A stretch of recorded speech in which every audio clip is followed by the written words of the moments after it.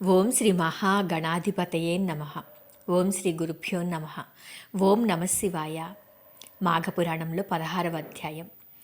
ఆడకుక్కకు విముక్తి కలుగుట. దిలీప మహారాజా, సుమిత్రుని కథ ఈశ్వరుడు పార్వతీదేవికి చెప్పిన రీతిగా విన్నావు కదా. ఇంకొక కథను పార్వతికి ఈశ్వరుడు ఈ విధంగా చెప్పెను. అది ఎట్లనా? మాఘమాసంలో మాఘస్నానములు చేయువాడు గొప్ప ధనశాలి అగును. వర్తమాన కాలమందు ఎన్ని కష్టములు అనుభవించుచున్నప్పటికీ మాఘస్నానం మొదలెడిన తర్వాత వారి కష్టములు క్రమేపీ సమసిపోవును. మాఘశుద్ధ దశమి నాడు నిర్మలమైన మనస్సుతో శ్రీమన్నారాయణుని పూజించిన ఎడల శ్రీహరి కటాక్షమునకు పాత్రుడగును. అందులో అణుమాత్రమైనను సంశయం లేదు అని పార్వతీదేవితో శంకరుడు వివరించుచుండగా పార్వతి మరలా ఇట్లు పలికెను. నాథ, శ్రీ లక్ష్మీనారాయణుల వ్రతము చేసిన ఎడల మనోవాంఛ ఫలసిద్ధి కలుగునని చెప్పి ఉంటుంది కదా. ఆ వ్రత విధానమెట్టిదో ఎటులా ఆచరించవలనో వివరంగా తెలియపరచుడని పార్వతీదేవి పరమేశ్వరుని కోరింది. అంత మహేశ్వరుడు పార్వతితో ఇట్లా చెప్పసాగాను. మాఘశుద్ధ దశమి నాడు ప్రాతకాలమున కాలకృత్యములు తీర్చుకుని స్నానం చేసి నది ఒడ్డున కానీ ఇంటి వద్ద కానీ మంటపం ఉంచి ఆ మంటపమును ఆవు పేడతో అలికి పంచరంగులతో మృగ్గులు పెట్టి మంటపం మధ్య 8 రేకుల పద్మం వేసి అన్ని రకాల పుష్పములు ఫలములు తీసుకువచ్చి లక్ష్మీనారాయణులను మంటపము మధ్యమున ఉంచి గంధం, కర్పూరం, అగరు మొదలగు ద్రవ్యములు విగ్రహాలకు రాసి పూజించవలను. రాగి చెంబులో నీళ్లు పోసి మామిడి చిగుళ్లను ఉంచి దానిపై కొబ్బరికాయ పెట్టి క్రొత్త వస్త్రమును ఒకదానిని కప్పి లక్ష్మీనారాయణుల ప్రతిమను ప్రతిష్ఠించి పూజించవలను.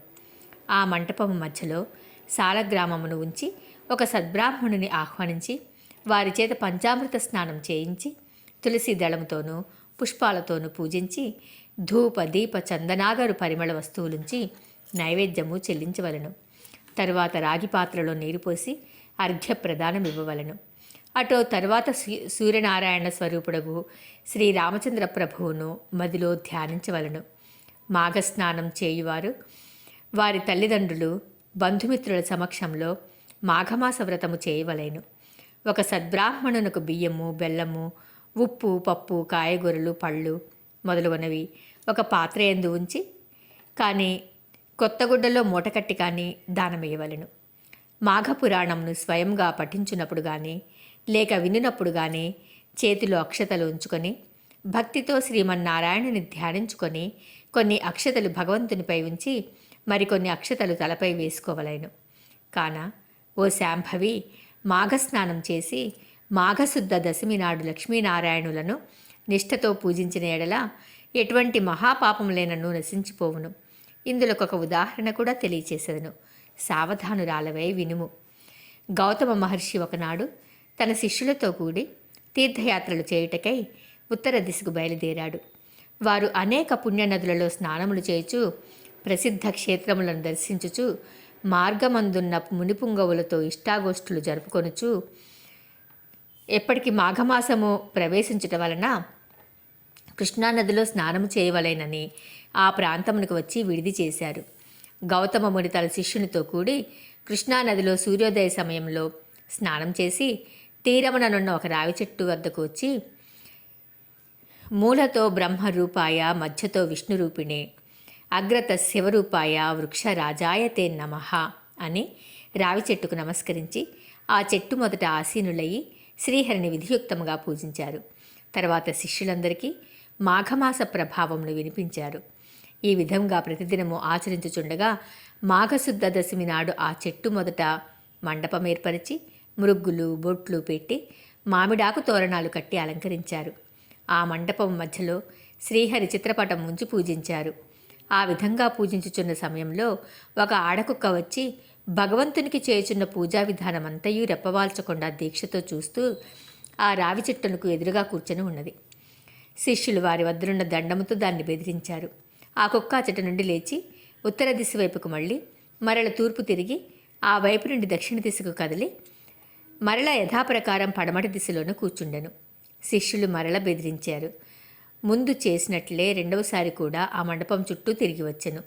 శిష్యులు ఆ మండపం చుట్టూ ప్రదక్షిణ చేసినందున అది మాఘమాసం అయి ఉన్నందున వెంటనే ఆ కుక్క రూపం వదిలి ఒక రాజుగా మారిపోయాడు. ఆ రాజు సకలాభరణాలు ధరించిన వాడై మునుల ఎదుట నిలబడి మునులందరికీ నమస్కరించాడు. అక్కడ ఉన్న ఆ కుక్క రాజుగా మారిపోవట చూసిన ఆ మునులు గౌతమ మహర్షి కూడా అమితాశ్చర్యం పొందారు.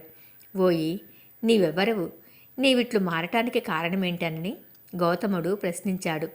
మునిచంద్రమా, నేను కళింగరాజును. మాది చంద్రవంశం. నా పేరు జయచంద్రుడు. నాకు అన్ని విద్యలయందునూ ప్రావీణ్యం కలదు. నా దేశ ప్రజలను ధర్మ మార్గమున పరిపాలన చేస్తూ ఉన్నాను. దాన ధర్మములన్నా నాకు అతి ప్రేమ. నేను అనేక దానాలు చేసి ఉన్నాను. గోవు, భూమి, హిరణ్య, సాలగ్రామ దానాలు కూడా చేసి ఉన్నాను. ఎక్కువగా అన్నదానం, తిలదానం చేసి ఉన్నాను. అనేక ప్రాంతాలలో చెరువులు త్రవ్వించాను. నూతులు త్రవ్వించి బాటసారులకు నీడనిచ్చు నిమిత్తం అన్నసత్రములు, మంచినీటి చలివేంద్రములు, మరెన్నో పుణ్యకార్యాలు చేసి ఉన్నాను. అనేక దేవాలయాలను నిర్మించి దైవ విగ్రహాలను ప్రతిష్ఠించాను. సద్బ్రాహ్మణుల చేతను, వేదాలు చదువు పండితుల చేతను ఎన్నో క్రతువులు చేయించాను. పురాణాలలో ఉన్న అన్ని ధర్మాలను చేసి ఉన్నాను. కానీ నేను ఇలా కుక్కనయ్యాను. దానికి కారణం లేకపోలేదు. ఆ కారణం కూడా మీకు విశదపరచదు, వినండి. ఒకానొక దినమున ఒక మునిపుంగవుడు గొప్ప యజ్ఞం ఒకటి తలపెట్టాడు. యజ్ఞం చేయాలన్నా సామాన్య విషయం కాదు కదా. దానికి కావలసిన దానం, వస్తు సముదాయం చాలా కావలను. కనుక ఆ మునిపుంగవుడు నా వద్దకు వచ్చి అర్థించాడు. మునిసత్తముడు వచ్చిన వెంటనే ఎదురేగి కాళ్ళు కడిగి ఆ నీళ్లు నా శిరస్సుపై చల్లుకుని కుశల ప్రశ్నలు అడిగాను. మునియు మిక్కిలి సంతసించి, రాజా, నీకు గుప్త విషయములు తెలియచేయుదును. ఈ మాసంలో మకర రాశి యందు సూర్యుడు ప్రవేశించును. ఆ దినము సూర్యోదయం అయిన తర్వాత నీవు స్నానం చేసి భక్తి శ్రద్ధలతో మాఘమాస మహత్యం చదువుటగానే లేక వినుటగాని చేయుము. దాని వలన నీకు వైకుంఠ ప్రాప్తి కలుగును. అంతేకాక అశ్వమేధయాగం చేసిన ఎడల ఎంతటి ఫలితం కలుగునో అంతటి ఫలము కానీ, తీర్థస్నానాలు చేయగా వచ్చిన ఫలము కానీ, లేక దానపుణ్యములు అనగా పంచయాగాలు చేసినంత ఫలము కానీ పొందగలవు. మాఘశుద్ధ సప్తమి ఆదివారం వచ్చిన కానీ, దశమి ఆదివారం వచ్చిన కానీ ఉదయమే స్నానం చేసి మరియు మాఘ పౌర్ణమి రోజు ఉదయమున స్నానం చేసినచో మానవుడు ఎటువంటి పాపములనైనను విడవగలడు. ఒకవేళ ఇతర జాతుల వారైనను మాఘమాసమంతటా నిష్ఠతో నదీ స్నానమాచరించి దాన ధర్మాలు, మాఘపురాణము పఠించినను లేక వినినను మరుజన్మలో బ్రాహ్మణుడై జన్మించును అని ఆ మునివర్యుడు నాతో చెప్పగా, నేను అతనిని అవమానించినట్లు మాట్లాడి ఇట్లన్నాను. అయ్యా మునిసత్తమా, మీరు పలికిన విషయంలో నాకు తెలియను. అవన్నీ బూటకములు. వాటిని నేను యథార్థములని అంగీకరింపను. ఏవో అతిశయోక్తులు తప్ప మరొక్కటి కాదు. కాన నేను మాఘస్నానములు చేయట కానీ, దాన పుణ్యాదులు చేయట కానీ, పూజా నమస్కారములు ఆచరించట కానీ చేయను. చలిదినములలో చన్నీళ్లు స్నానములు చేయట ఎంత కష్టము. ఇక నాకు ఈ నీతి బోధలు చెప్పకండి. నాకున్న ఫలం చాలు అని ఆ మునితో అన్నాను. నా మాటలకు మునికి కోపం వచ్చింది. ముఖం చిట్లించుకుని, సరే, నేను చెప్పవలసింది చెప్పాను, అది నా ధర్మము అని యజ్ఞమునకు కావలసిన ధనమును తీసుకోకుండా వెళ్ళిపోయాడు. అంతటి నేను ఆ ముని చేతులు పట్టి బ్రతిమలాడగా ఎట్టకేలకు ముని అంగీకరించి ధనము తీసుకుని వెళ్ళాడు. ఆ విధంగా నేను కొంతకాలము రాజ్యమేలి ప్రాణములు విడిచాను. తర్వాత నాకు కుక్క జన్మయే వచ్చింది. నా పాపఫలమేమో గాని కుక్కగా 7 జన్మలు బాధపడి ఇప్పుడు మీరు చేయి పూజాస్థలము చుట్టూ 3 పర్యాయములు ప్రదక్షిణలు చేసి తిని, కానీ నా పూర్వజన్మ నాకు కలిగినది. దైవయోగమును ఎవ్వరునూ తప్పించలేరు కదా. ఇటుల కుక్క జన్మతో ఉండగా మరల నాకు పూర్వజన్మ ఎటులు సంక్రమించినదో వివరింపవేడదను అని రాజు పలికాడు. ఆ రాజు చెప్పిన వృత్తాంతమునకు ఆ ముని ఆశ్చర్యపడి, మాఘమాసమును నీవు చులకనగా చూచుట వలన ఎంతటి విపత్తు కలిగెనో అనుభవమే చెబుతున్నది. నీ వద్దకు వచ్చిన మునిసత్తముడు ఉత్తముడు. అతడు పలికిన విషయములన్నీ యథార్థములే. నీవు కుక్కవై ఎటుల పవిత్రుడవైతివో ఆ వృత్తాంతమును వివరించెదను. సావధానుడవై ఆలకింపుము. నేను నా శిష్యులతో ఈ మాఘమాసమంతయు కృష్ణవేణి తీరమందుండున కృష్ణానదిలో మాఘమాసమంతయు స్నానములు జపములు చేసి తిరిగి మరొక పుణ్యనదికి పోవుదామని వచ్చి ఉన్నాము. మేమందరము ఈ వృక్షరాజము కింద విష్ణు విగ్రహాన్ని పెట్టి పూజించుకొంచున్నాము.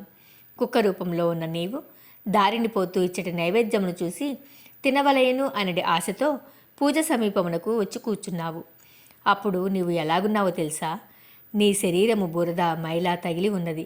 చూచుటకు చాలా అసహ్యంగా ఉన్నావు. పరిశుద్ధమై భగవంతుని పూజ చేయిస్తున్న సమయంలో అతడుకు జంతువు కానీ పక్షి కానీ వచ్చిన దానిని తరిమివేయట సహజమే కదా. నీవు అసహ్యంగా ఉన్నందున శిష్యులు నిన్ను తపోదండంతో తరిమారు.